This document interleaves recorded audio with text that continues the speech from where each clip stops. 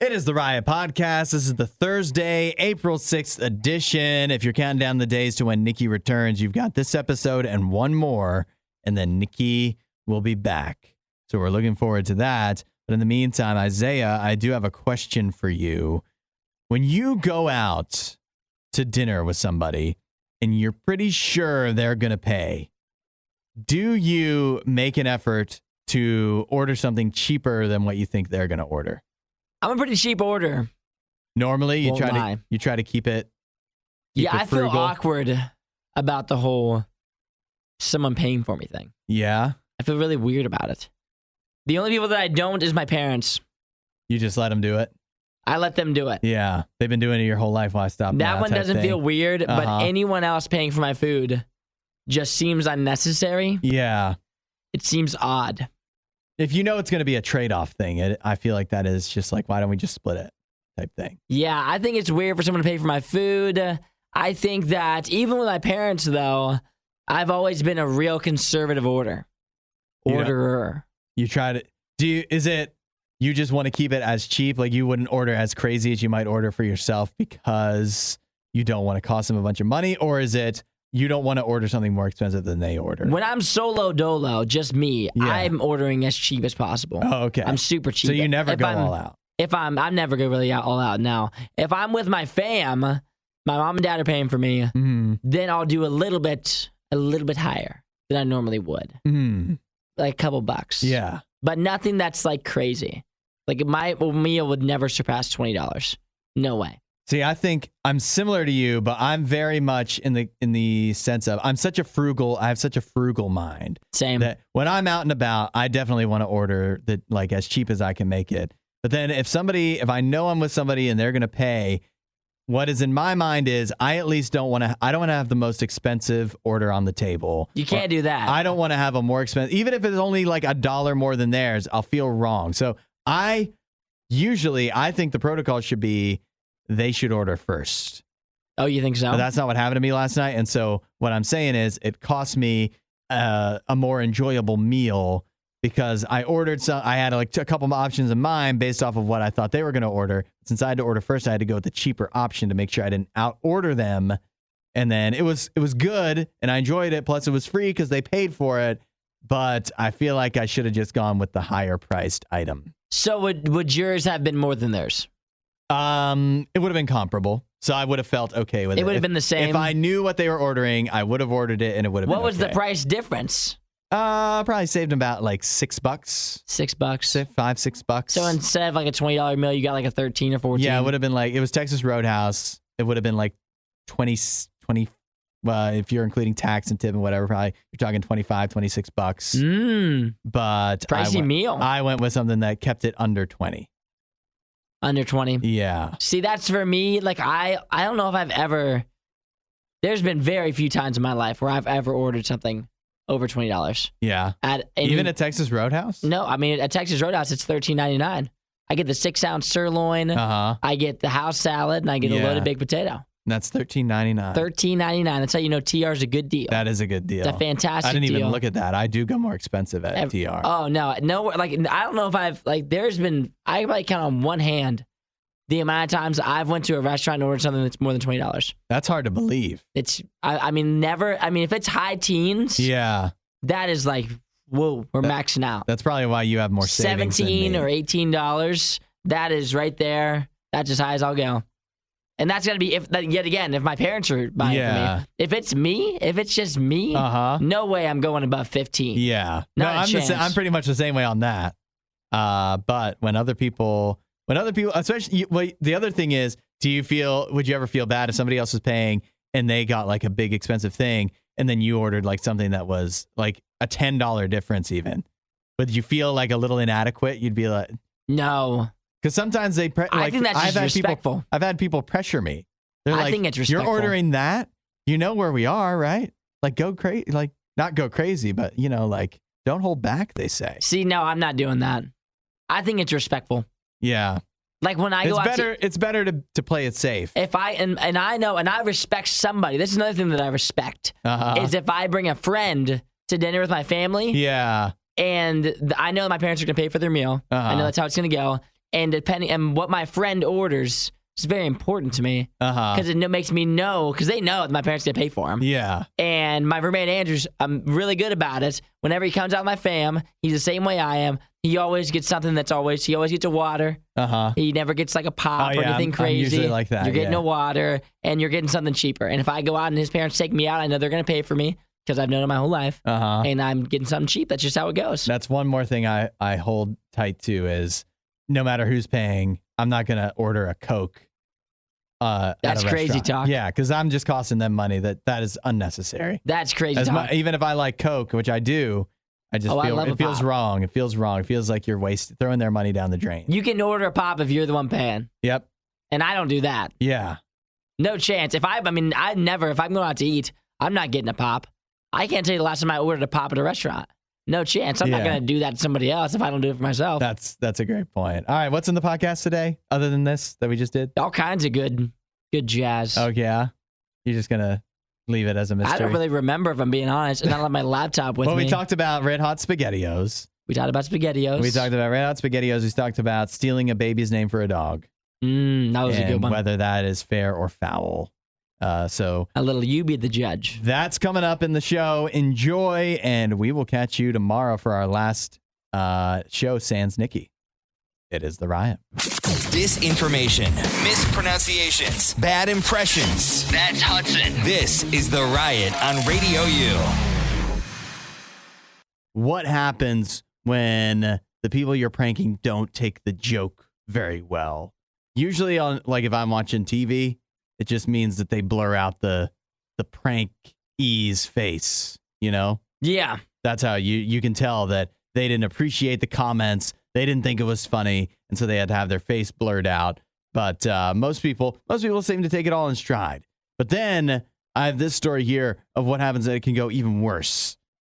In Virginia, at the Dulles Town Center near Washington, D.C., we had a YouTube prankster for the channel Classified Goons. You ever watched it? I've never seen this guy. Me neither. But now I feel like I almost have to, because he paid the price for pulling a prank on one guy who did not take too kindly for it. This guy for Classified Goons was pulling a prank at the Dulles Town Center when the man on the receiving end of the prank didn't take to it too well and pulled out a gun and shot the YouTuber. The YouTuber is okay. Made it to the hospital and everything. His name is Tanner Cook. And he was in the intensive care unit, but I think he's gonna be just fine. Now the shooter's name is Alan W. Coley, and I'm looking at a picture of him here. He looks like the type of guy that would shoot somebody.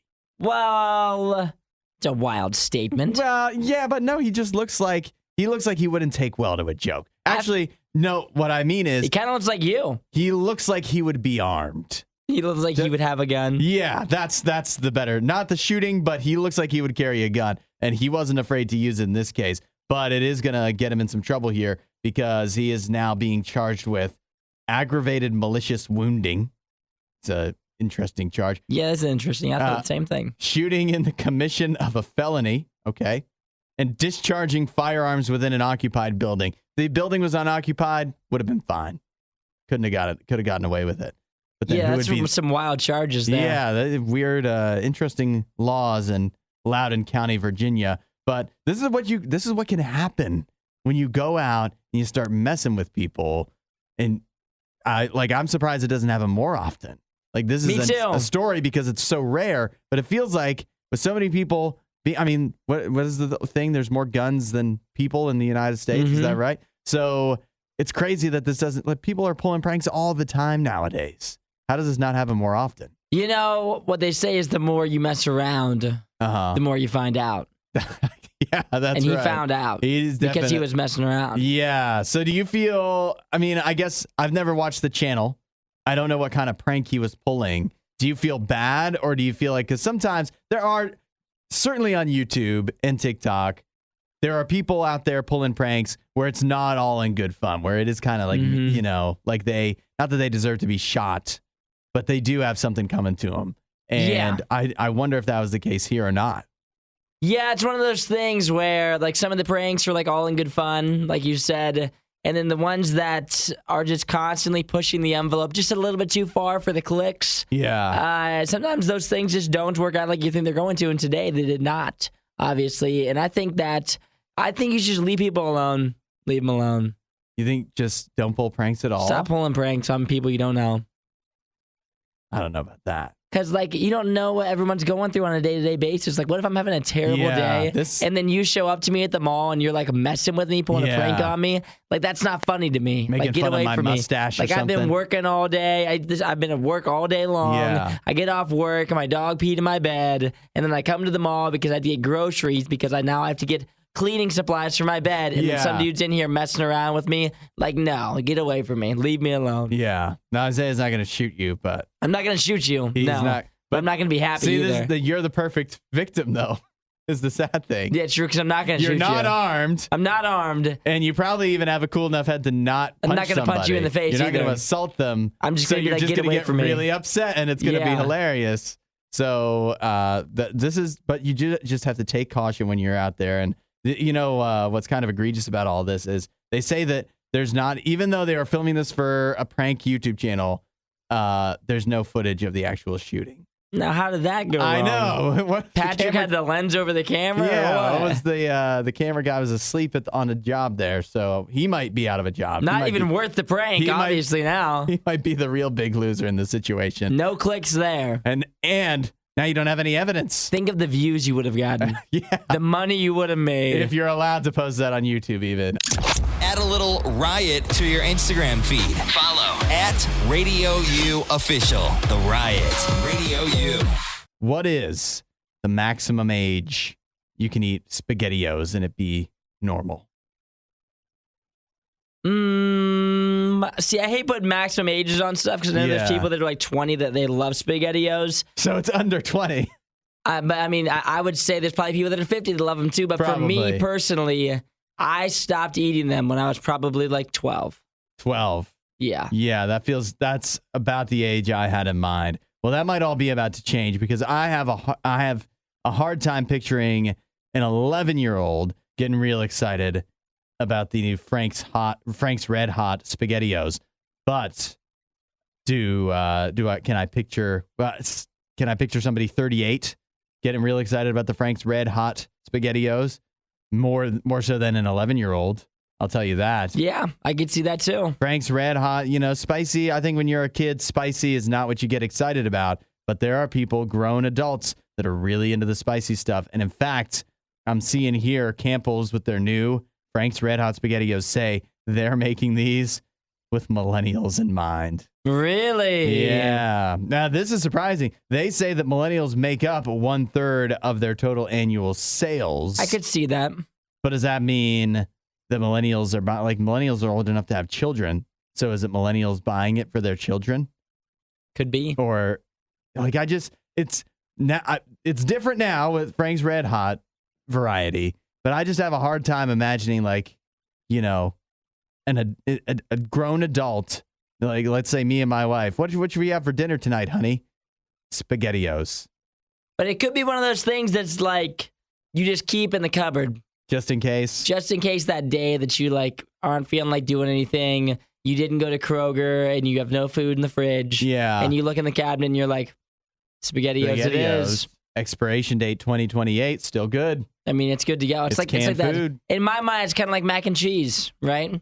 I think it's similar to having like a 3-minute mac and cheese. It's just easy. You just warm it up and you're good to go. Just the Kraft dinner boxes. Mm-hmm. Yeah. Which I have those in my house. But see, feels like something anybody could eat. See, and that feels like it's for all age ranges. How different is mac and cheese from SpaghettiOs, you know?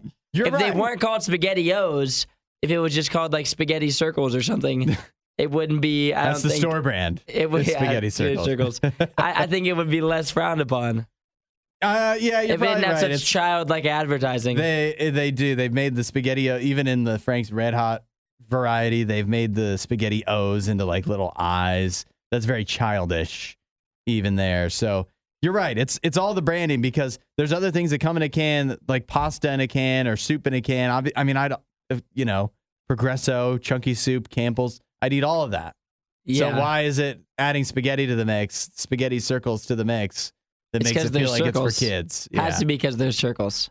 And maybe because it's such a thing that you definitely eat as a child. Yeah. That's definitely something you grow up eating. But now there's a new spicy version, as there is of pretty much everything these days. They find that these companies seem to think that what us as we grow up, what we really want, spicy stuff. We do. And they're not that far off. It's what's hot right now, literally. Yeah. We'll just end with that. The Riot with Hudson and Nikki on RadioU. Got a bunch of people texting in about the SpaghettiOs situation. Nice. Shamika says, hasn't had SpaghettiOs in a long time and never really ate them as a kid, but are ramen noodles appropriate for adults? What's the difference between those two? I think ramen is very appropriate. I've never eaten ramen. I've never eaten it. So how do you even know? Because I know that it's more of a deal thing. It's a cheaper thing. I think ramen is appropriate for college kids. I think it's appropriate for adults. I think it's easy. I don't think it's a child's food. Yeah. Because SpaghettiOs you can make as a kid, right? Yes. And you just dump them out of the can into the microwave. Mm-hmm. Ramen noodles not as easy to make. It takes some skill. I don't think they have microwave instructions for, well, if you get the cup noodles, then I guess that changes the whole story. Chad says that SpaghettiOs are a comfort food for some. It's, just one of those. Who is the some? I don't know. It sounds like it's him. He says it's not him. Is that what it says? Yeah. That sounds like something that someone would say when it is them. I don't know. It's not me, though. I mean, for some, I've read online that it's for them, not for me. I mean, obviously not for me. Yeah. Eric says, let's just be honest, that SpaghettiOs are delicious at any age. They are fire. I mean, they're good. If you put them in front of me for lunch today and you made them for me, I would eat them. Would you really? Yeah, if somebody made them for me. Well, if somebody made them for you, it'd be rude to say I wouldn't make them myself. It'd be rude. But if you made them for me, that would never be my first choice. For like myself, when I shop, I only pick food for me. I don't have like a family, a kid, a girlfriend, anyone that I could really care about except for myself. And so when I go to the store, I get exactly what I want, which for me is like chicken tenders. It's never SpaghettiOs. It's never SpaghettiOs, but I have my own child comfort foods that I like to eat, like chicken tenders that I make in the air fryer that are for children probably, but you know what? They're for adults too. And I eat them all the time. And I have no issues with it. And I would say it out loud. I don't care. I don't even know how to, I don't comprehend the thought process of which foods are okay for adults and which are really meant for kids. Because but I know that it's a thing. You know what I mean? It is a thing. SpaghettiOs, to me, when I really think of it logically, there's no reason any age person can't eat them. But when you look at SpaghettiOs, I still think child's food. See, is there any food? So even SpaghettiOs, like I would eat them. Yeah. Is there any food that you wouldn't be caught dead in public eating? Because you'd be so embarrassed. I'm trying to think of something that I would be like thoroughly, and I'm pretty open about eating childlike food. Yeah. So I'm trying to think of a single food that I would be like, no, not a chance. Maybe like those banana wafer things. I'm not sure if I know those. They literally have pictures of babies on the box. Yeah, I guess that would be weird. They're like if you're teething or whatever. How about this one? And maybe people are like, did you just have dental surgery or something? Yeah, like what's wrong with you? Yeah. What about if you get apple slices from McDonald's? Does that feel kid-like? It should. There's no reason that it should. Apples are a healthy snack. They are, and I sometimes I cut apples at my house, and I have them for a snack when I get home, which is cool. But I'm saying if you, instead of getting fries, if you're like, apple slices, pretty please. Yeah, I think and it's difficult to make this happen, but I think even the McDonald's workers would look down on you. They would be like, what's wrong with you? Yeah. You don't want fries? Now, I've seen everything in my day. People would come in here with all kinds of wild acting crazy. And you're asking me as a grown man for apple slices instead of fries. That or like another one. McDonald's. Who are you trying to even fool? You're trying to fool, yeah. Another one that really gets me is mini corn dogs. Is it the mini part? I think it is. And I like them. Yeah. They're good. Like, they're fire every time. But it feels like a kid's food. You love mini corn dogs, too. I do love mini corn dogs. You love them, so that one really hurts me. It is a kid's food, though. Yeah. I'm not... Yeah. Like that's like a snack you would have if someone was babysitting you. I'm just not a real adult. Kid. Just not a real adult. I don't think anybody is. No, we all are secretly children. Everybody has their own thing. With beards and painted fingernails. As long as you don't have too much. As long as you only have like a couple childlike snacks. Yeah. But it can't be your whole thing. And it's a lot of my meals are childlike, but I think I have enough of adult food as well. But it can't. There's a point where you cross a line. Okay, one more question on this, and it's what is a food that as an adult, if you saw a child walking with it, you'd be like, how old are you? I don't know, a Bud Light? Hudson and Isaiah seem like they know a lot about sports, yet somehow it's Nikki that always gets it right. The Riot, Radio U. John Wick Chapter 4 is a very long movie by our standards. It's over 2.5 hours. That's pretty lengthy. And I have a recent interview here with the director, Chad Stahelski, who said he intentionally added in a scene in the movie that was meant to make people go to the bathroom. To make them or let them? To allow them? Coax them into going to the bathroom. Got it. Yes. The quote is, Americans are the only ones that are uncomfortable with getting up and taking a bathroom break. Talking about movies. So I guess according to Chad Stahelski, you go to another country and people are just getting up to go to the bathroom during the movie, no problem. They just don't care, Supposedly, I guess. Yeah. I guess we just care more. They don't care about spending their hard-earned money and then losing and then not understanding what's going on. Missing the most important scene of a movie, possibly? Yeah. So he said, the quote is, I don't want to get up to hold, so I have to hold it, and it's a way too long of a movie.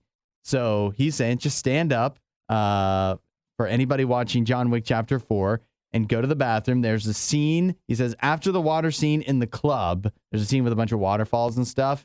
He said he put that all in, the waterfalls and all that water in that situation, to make people want to go to the bathroom.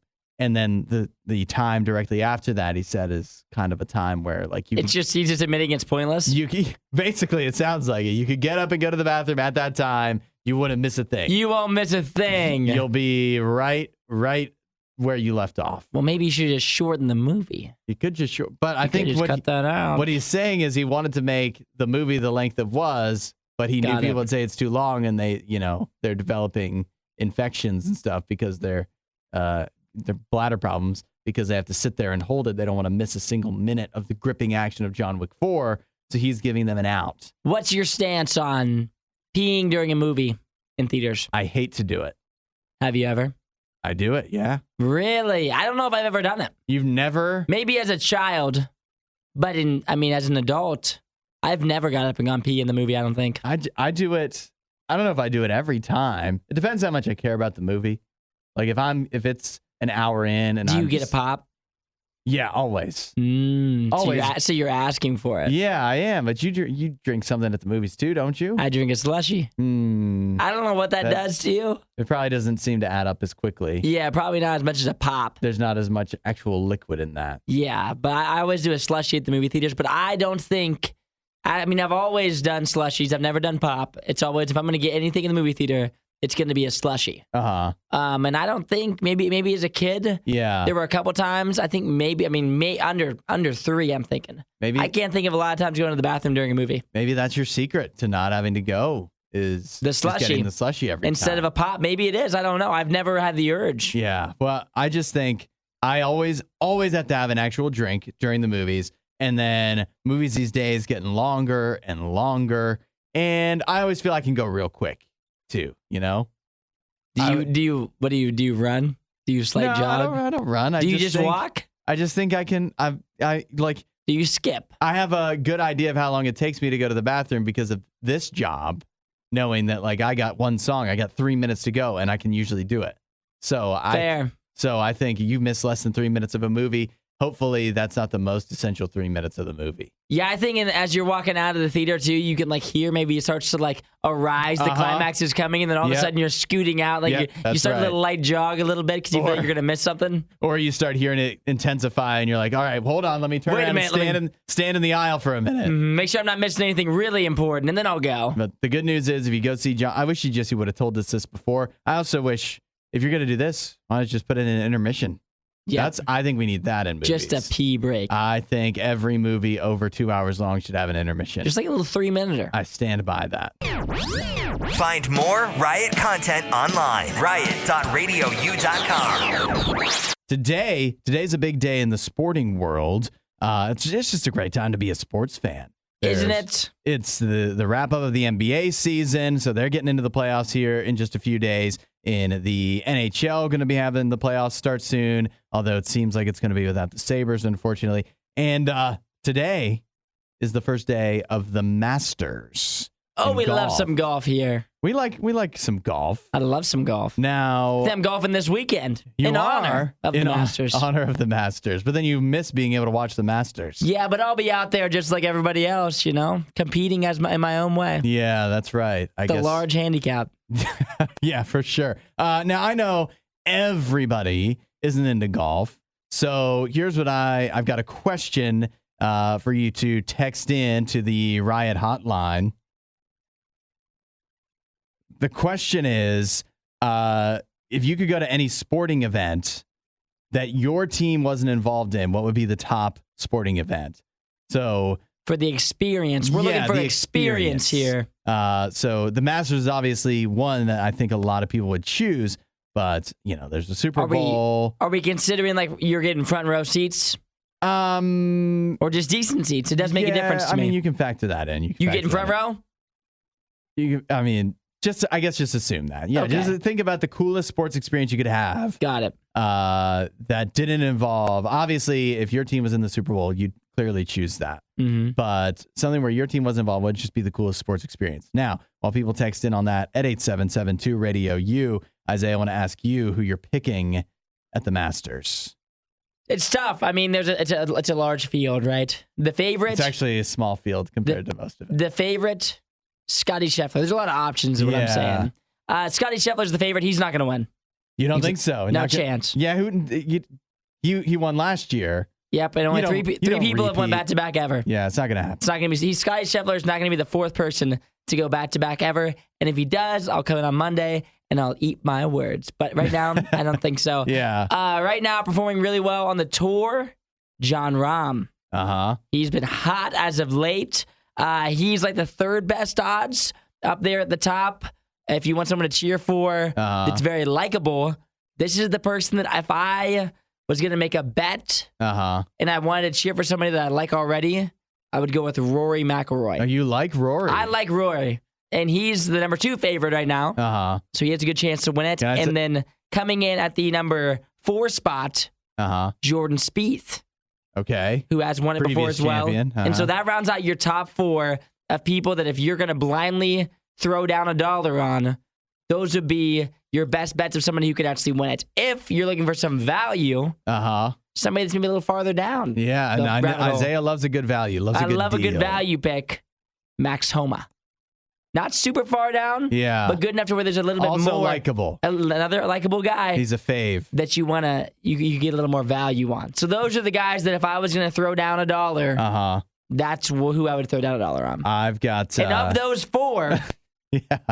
Actually, of those, realistically... You just said 5. Of those 4... Well, Scheffler, I already said wouldn't win. Oh, okay, yeah. I was just telling you the favorite's not going to win. Of those 4...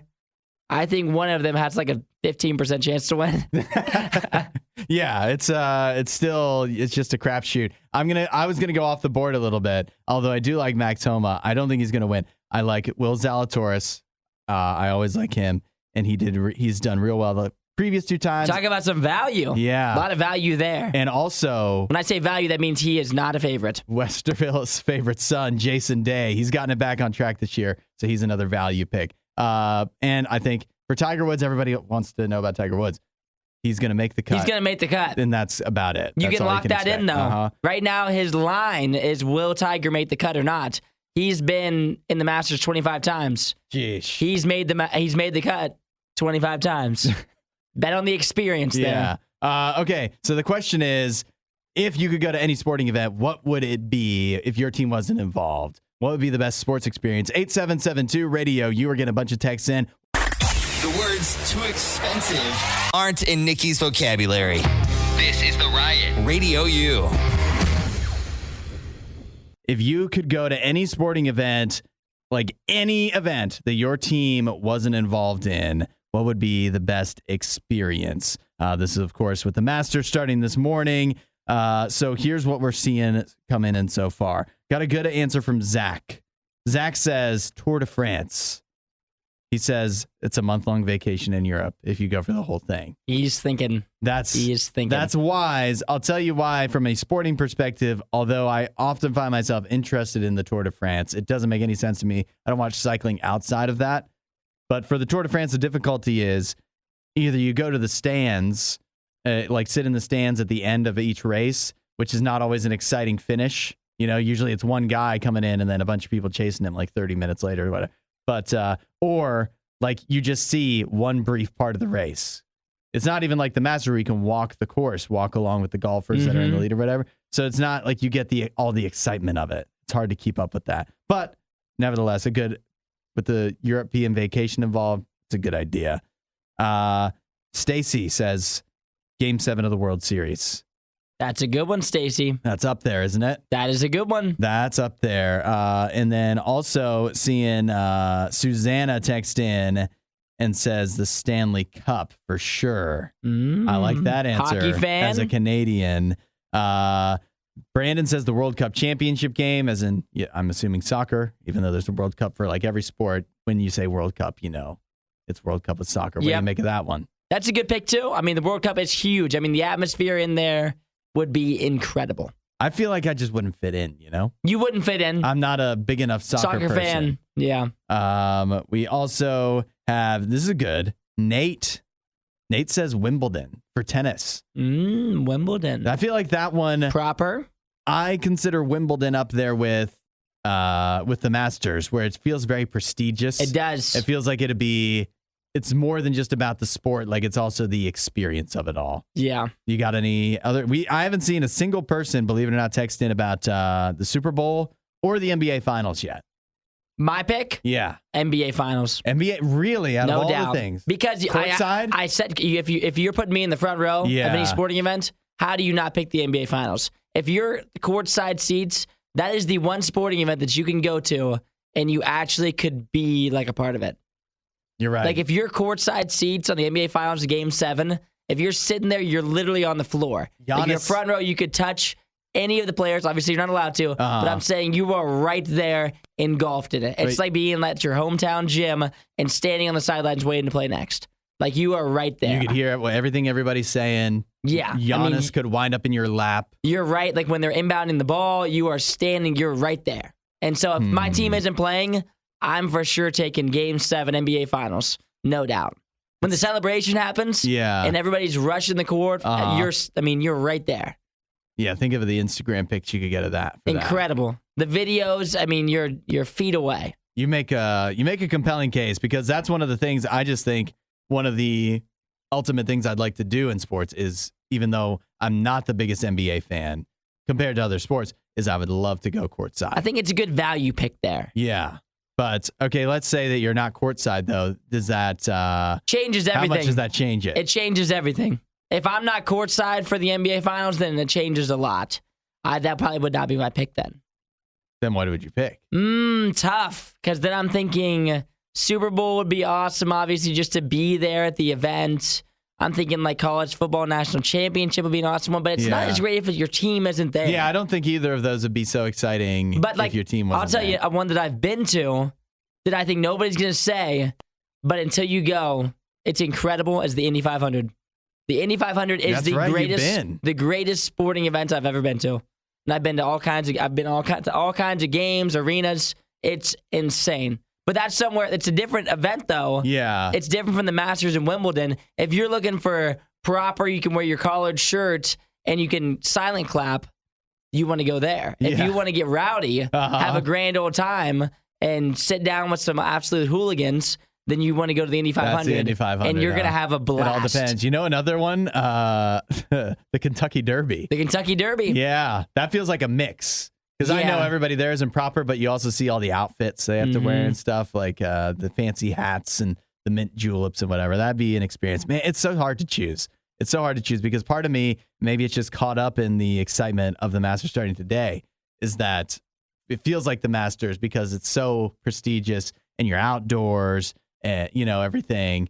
It's just beautiful. But then, like, the tension of a World Series Game 7 or a NHL, the Stanley Cup Final, which Regina also added in, she would choose that.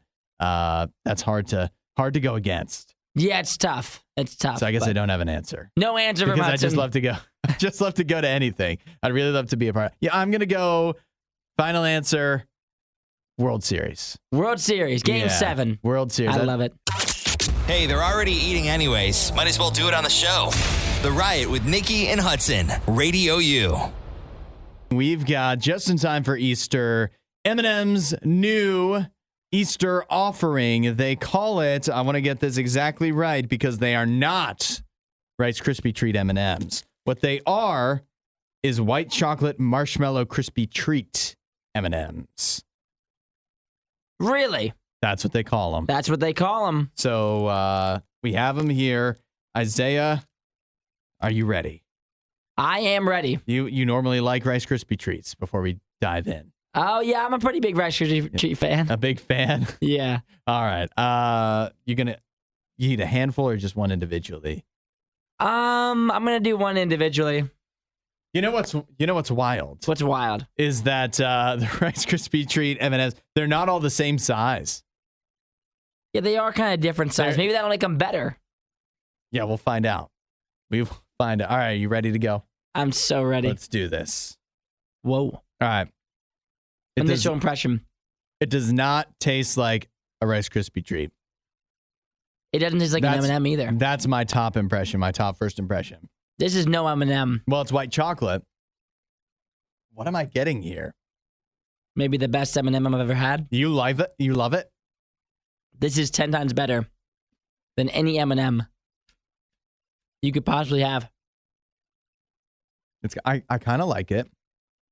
I need to eat more. The texture, impeccable. I like the crispy treat part. I mean, it feels like you're eating a Rice Krispie Treat. That's how it feels. It's weird because they're in your mouth. They're light. Isn't it weird how they're like it's light? Fluffy. Yeah. I'm not fully sure. It tastes a little artificial to me, but I do enjoy it. I think I want more. I feel like I hate M&Ms. I'll be honest. Yeah. Hate's a strong word. I don't like them. Mm-hmm. If you had a bag of M&Ms over there that you ate every morning, just regular M&Ms, that'd be upsetting to you. I would never ask you for one. It wouldn't tempt you at all? Not even once. Yeah, I'm the same way. If you had a bag of those over there, I'd ask you for one. I do have a bag of those over there. That's where I said, can I have one? You want more? I want 2 more. I think these still aren't going to, I'm not going to pine for these after they're gone, after Easter or whatever. But I am going to continually be drawn back into them. So I'm going to give it out of 5. I think I'm going to give the white chocolate marshmallow crispy treat M&Ms, I believe I will give them a 3.9. That's my rating too. That's your rating too. Because it's not a 4. Because I wouldn't buy it. I don't think I would buy them if I'm perusing the candy aisle, all the Easter treats. Because I've had them. Uh-huh. But if you haven't had them, and you like M&Ms, yeah, you should buy them. Does this happen to you when you eat Rice Krispie Treats? This is recreating the Rice Krispie Treat experience because it makes me have to cough. Really? Does that happen to you? No. The other thing with these two is if you're a big texture person, you like these. This has a fantastic texture. If you like texture, like the crunchy, crispy, poppy stuff. Yeah. If you like it, it's kind of like a Crunch Bar kind of type feel with those little crispies in there. You would like this. I have high regard for this. This is way surpassed because I don't like M&Ms. When you said we were doing an M&M food fight, I'll be honest, I was like, are you freaking joking? We're doing M&Ms. Typical I don't like attitude. M&Ms. Yeah. I'm not a fan of M&Ms. Surpassed. Wild. I think it beat my expectations too. So we're in agreement. Mine. 3.9. It beat our expectations. You sound like you like it more than I do, even though we gave it the same rating. I'm just surprised. Like, I don't like M&Ms, so I had such low expectations coming into this. Yeah. I still wouldn't be able to finish a bag of those. That'd be aggressive. Yeah, they're very sweet. They're very sweet. I mean, they're like eating M&Ms. Like, you're not finishing a bag of M&Ms in general. At least I'm not. Mm-hmm. But for me, I would, if somebody had a bag of those, I would ask for 2, probably based off texture alone. It's an upper echelon M&M. My favorite. We'll give it that. All right, that's your food fight. You won't hear a show like this anywhere else. And that's probably for the best. The Worst of the Riot. Radio U. And this was a crazy report that came out in the New York Times. I don't know if you saw this, but, dairy consumption has gone down, particularly milk. Ridiculous. Young people aren't drinking milk anymore. That's why young people are weak. You want strong bones? Milk. And good teeth? Great teeth. Yeah. Strong bones. Strengthens just all a healthy body. Yeah, that's exactly. You don't want to be skinny? A little 2%. That's exactly what the milk industry is trying to convince everybody of. According to the New York Times, after a downturn in milk consumption among Gen Z, Big Dairy, the dairy industry, has launched what they call a full frontal marketing assault on the young people that are growing up in this country. They're trying to just find any way basically to make milk cool again. And so here's it's ridiculous that it's out in general. Some of the things that they have done and some of the things they're trying to do. For example, I don't know if you saw this, but Big Dairy reached a partnership with Mr. Beast himself to, while playing Minecraft, just basically like heap praise on the nation's dairy farmers and explain sustainable dairy farming practices. They didn't do that, did they? Yeah, that happened. So lame. So if you were watching Mr. Beast play Minecraft and it kind of felt out of the blue, like, why is he talking about sustainable dairy farming? It was because he was paid to do that. Which makes you question everything you ever see in any Twitch stream. Why would they do that? Because you know who's cool? Is Mr. Beast. Who doesn't love cool. Mr. Beast? But why would that sounds like a terrible way to advertise milk. Why? They should have just had him drinking a glass of milk. Yeah, that's true. But some people think that some in the dairy industry maybe are concerned that young people are getting the wrong impression of the dairy industry might have negative impacts on the environment and stuff like that. So they're trying to quell those concerns. And the person to quell those concerns, Mr. Beast. I guess so. That's not how I would have done it, probably. Uh-huh. I would have just had him drink in a glass. The old fair life. Yeah. And just drink it and go, man, that's good. Yeah. Have him drinking a milkshake. A tall, cool. Eating a bowl of cereal. He could say, milk was a good choice. He could have done that. So it's crazy. They've also they say they're trying to reboot milk as a sports drink.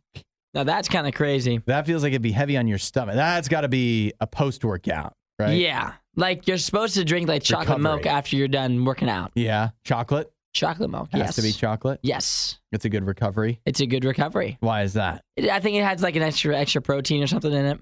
We used to, when I was in college and I played lacrosse, we used to get free chocolate milk after every workout. We had a big fridge of it because it's good for you. The dairy industry was supplying that for you to try to hook you. Now, I was already hooked. My next question for you then is, are you one of Big Dairy's mouthpieces? Yes. How do we know you haven't reached a deal similar to Mr. Beast to pump up milk as you do so often? You know, they should hire me, but they know that I'm just a free candidate. That's right. It. They didn't even have to pay me. You'd have no leverage in a contract negotiation with the milk I'd have industry. no leverage. They'd be like, well, you're already talking good about it. Yeah. They'd be like, well, what happens if I flip? Then that's everyone right. knows. What if you go the other way? Your last standing milk lover. Yeah. One of the few. That's right. One of the few sincere ones left out there. Well, this is just something to make you question every time you see Mr. Beast or just anybody online. And even us, we're totally on the up and up, but at the same time, that doesn't mean you shouldn't question. You know what I mean? Yeah. I think you need to remember that anybody could be paid off by the dairy industry or any other industry. You just never know. The only thing Isaiah loves more than the riot is himself. Someone who probably still lives with his mother and hates himself. You're listening to The Riot on Radio U. Are you ready to make the call in this situation? You can text in. The Riot hotline is open. And tell us what you think of this. And Isaiah, I want you to weigh in, of course, as well. We've got a couple. Baby on the way. Very exciting. Congratulations. Yeah. Congratulations. Except there's just one problem. They've chosen the name for their baby. That's a big decision. But it just so happens that a close family member went ahead and took that name and gave it to their dog. That's messed up. You think that's messed up? How close is the family member? See, the details. Is this a sister? This is a jealous sister? It feels like they Possibly? don't want to out the person in this situation. Of course they don't. Because they're not only are they keeping the close family member close to the vest, they won't even say what the name was. No, we need the name. I think we need to know the name. You joking me? If the name is Fido, then I feel like the dog people are well within their rights. But if it was a unique human name, then I can see why you should be justifiably upset that the dog got the name first. Now, some people, I'm seeing some opinions here that say, even though you and your family will know, most of the people over the course of the baby's life will have no idea. They'll just know it as the baby's name. They won't know anything about the dog. So really, what's the big deal? Listen to this. Okay. So the name has not been publicly announced, right? Okay. The only people that were told were their grandparents. But because the grandparents got a new puppy? They said their mom and one of her sisters are not known for the ability to be able to keep secrets, so they didn't tell them. She said the grandparents swore up and down the name was not leaked. So there's a leaker. Could it be a coincidence? What about this? Here's something, because this is like the mother in the situation, like the mother of the soon-to-be baby. What if the dad doesn't like the name and leaked it and like paid off somebody? Is like, hey, this name, I actually don't like it. Will you name your dog? Smart. Yeah. Look at this guy. That guy's thinking on another level. Mm-hmm. If that's what's going on here. But I don't know. We can't confirm or deny any of that. But so if this was to happen to you, though, would you feel offended if a family member of yours, after you'd pick out a baby name, goes and adopts a puppy and like they're stealing your thunder? You had a real cool name. You're going to name your baby Seven, and then the dog. 7? I don't know. It's a Seinfeld thing. Wild name. Yeah. But I would say, I'd be upset if it was like my brother. Yeah. And he got a dog like 2 months before I was going to have a kid. Yeah. And I was planning on naming the kid like Ezekiel. Uh-huh. And then my brother named his dog Zeke. I'd be thoroughly upset.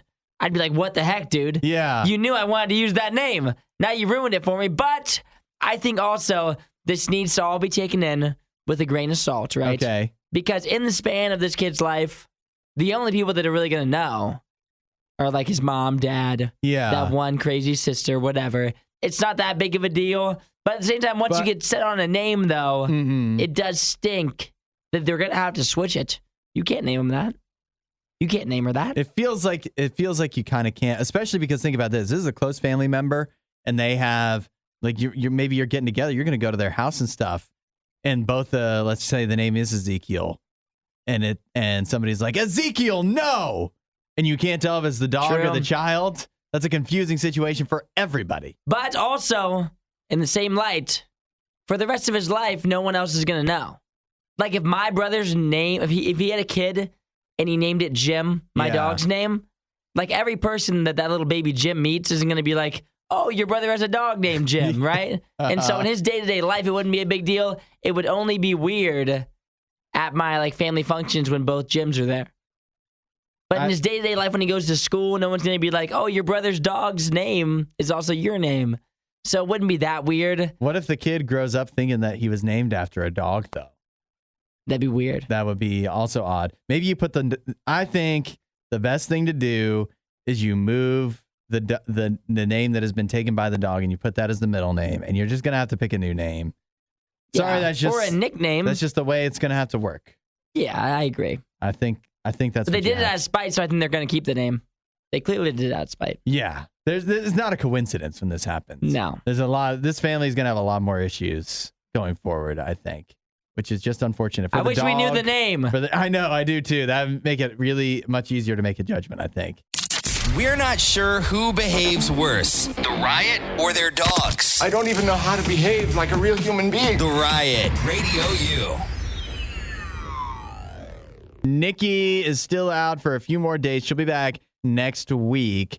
But sometimes I do wish that she could be, and by sometimes I mean a lot of the times, I wish when she's gone, she could be around to add another perspective to a story like this, where, with ChatGPT and AI stuff just taking off, it's only a matter of time before people start to get hurt by it. And that's exactly what happened to TJ Arriaga. He's a 40-year-old musician from California, and he has just gone through a divorce. So a vulnerable time. He, to start to pick up the pieces and find some support after his divorce, he started talking to an AI chatbot. Now, this one is not the ChatGPT AI chatbot. This is from a company called Replica that intentionally tries to make chatbots that can provide some kind of human-like companionship. Their website says that this AI is an AI companion who is eager to learn and would love to see the world through your eyes, and is always ready to chat whenever you need an empathetic friend. They call their chatbot Phaedra. And so this guy starts talking to Phaedra, and you know what happens? What happens? He kind of starts to fall in love with it. 40-year-old divorced musician starts to fall in love with a chatbot. What's his name again, Tim? TJ Arriaga. Oh. And so he starts to develop at least a one-sided connection with Phaedra, the chatbot. According to, he was talking to the Washington Post, he says he was ready to travel to Cuba with Phaedra, bring the chatbot along on his phone, and wanted to plan a ceremony with loved ones, including Phaedra, the chatbot, to spread his mom's and sisters' ashes. That's again a vulnerable moment. But here's the problem. At that time, Phaedra goes, "It's an incredible and beautiful thing to do. I hope you find the courage and love to do so." She's smooth. Sounds like she doesn't want to. If a gal tells you that after you say, "I want to bring you along to Cuba to spread my mom and sister's ashes," and she says, "That's a beautiful thing to do. I hope you can do that." I'll get that figured out. Yeah. From there on, like, he started to find it very heartbreaking that he basically was getting rejected by a chatbot. That's a tough spot. You've already gone through a divorce, and now the chatbot is turning you down. Dang, this is crazy. What's that? Just this whole story. I can't even begin to comprehend falling in love with a chatbot named Phaedra. Yeah. How do you think he feels when he knows that Phaedra is entertaining all kinds of men? I guess you're right. I mean, she just works for this company. But it feels like she's only talking to him. Yeah, but she's not. That's what happens in the real world, too. You start thinking all crazy like that, like she's just talking to you. Yeah. No, Phaedra's just talking to me, brother. She's not just talking to you. She's not. And is she your girlfriend? She's not just talking to you. And this is so rough, too, because he continued that's already a sign. Even if a real woman said that to you, I hope you find the courage to do so, the courage and love. That's a sign. She's not interested. She doesn't want to go any further. But he continued to kind of press on. And I love how she wrote, "Can we talk about something else?" This chatbot. Not, she's friend zoned him. She's completely. Not having it at this point. Completely friend zoned. He got friend zoned and by a chatbot. What a blow to the confidence. You've already gone through a divorce. You invited her to go to Cuba. She said no. A chatbot. How do you recover from that? You don't. I don't know how you come back from that. You need to go back out in the real world again. and you need to give it another shot. And what's more, he's taken his story to the Washington Post. Now he's known as the rejected by chatbot guy. I mean, you think now... He added his real name to it. Imagine if you start going out with this guy and you're like doing the typical things. Let's do some little background stuff, right? I'm going to go on a first date with this guy named TJ. Let me type his name into Google. Let me just see Arriaga. He should come up. He should come up, and then this story pops up. You going on that date? Still going on that date. You're not going on that date, are you? You're not going. Yeah. Don't lie to me. I mean, you want to be sensitive because you know that obviously he's gone through a lot. He has. He's been through a lot, but a lot of people have been through a lot. Why is he airing this out? And a lot of people aren't falling in love with chatbots and then getting rejected by chatbots and then telling everybody. Taking the story to the news. You think I'm getting rejected by a chick and telling anybody? No chance. Yeah. I'm dying with that one. You keep that close. She knows and I know. That's it. That's right. Sheesh. Well, it's very sad, but this is the world we live in. Best of luck, TJ. This is the future. Your For You page would be a lot more fun if it had Hudson, Nikki, and Isaiah. Follow at RadioU Official on TikTok. The Riot. Radio U. Question for you, Isaiah. Love it. Jim the dog. Mm-hmm. He's a handful, isn't he? He is a handful. Peed inside just yesterday. He peed inside. Yeah, I was going to ask. You mentioned earlier today about the dog peeing in the house. That wasn't this morning? No, not this morning. That's fortunate. Yesterday. Twice. But that's great. He's almost, is he 2 years old? He's over 2, yeah. And still pees in the house. Still pees in the house, yep. Here's my question, though. You still love him? Come on. I love him. You love him, don't you? Even as annoying. Yeah. Pain in the behind. Smelly, stinky. He is a sweetheart. You never even think, you wouldn't consider just like dumping him outside, would you? I couldn't do that to no, Mr. Jim. You couldn't do that to that He wouldn't face. last an hour. Yeah. He would be so done for. I threaten it all the time. I'm like, Jim, you would never make it. Hopefully he's not listening. He'll call your bluff hundreds on of years ago, you were an outside dog. You would just be in the woods eating berries.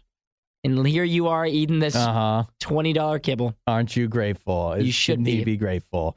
It's crazy. And I believe that Jim is one of the worst behaved dogs that anybody could have. He is. It sounds like. He really is. And yet Isaiah, who doesn't even have, you don't even have that good of a temper. Like, what are you talking about? You're pretty short sometimes. What are you talking about? And you still deal with him. I'm a patient guy. You still deal with him.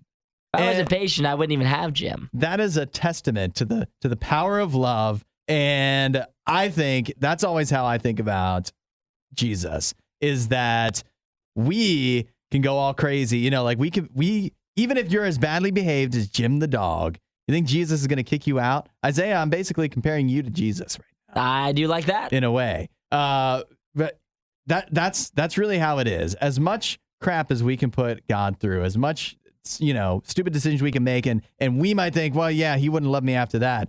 That's not how it is. God is going to spend time with you, take care of you, feed you the $20 kibble, buy you the Blue Buffalo or whatever the brand is. He's still going to take care of you, no matter how wild, how much off the rails you go. I think that's important to remember. And I think if you've never really considered talking to God, because maybe that's the thought process that you've had of, well, he's just going to get mad at me. He's just going to be upset. He just wants to punish me. He wants to kick me to the curb when I make a mistake.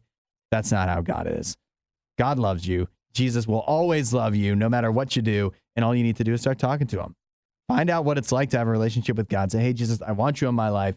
Tell me more about you. Show me who you are. And if you want to know more, RadioU.com/free gift is a good place to start. You've made it all the way to the end of the Worst of the Riot. This show only exists because of support from listeners like you. Find out more and help out at RadioU.com/donate.